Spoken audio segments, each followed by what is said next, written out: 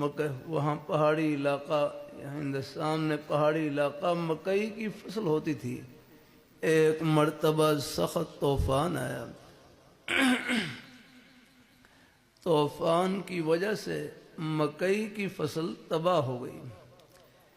ایک بڑے میاں بزرگ صبح ہوئی تو اپنی فصل کو دیکھنے کے لیے گئے، دیکھا کہ فصل تباہ ہو چکی ہے، تو اپنی تباہ شدہ فصل کو دیکھ کر ایک صبر والا جملہ کہا، ایک حوصلے والا جملہ کہا میواتی زبان میں، کہنے لگے یا اللہ یا اللہ تے نے جو کری اچھی کری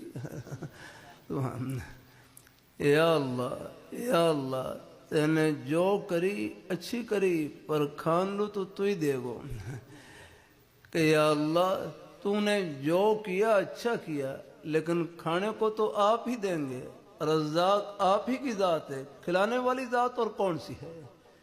کہتے ہیں بزرگوں کے دل سے اور خلوص سے صبر والا حوصلے والا جملہ نکلا، اللہ پاک کی بارگاہ میں قبول ہوا۔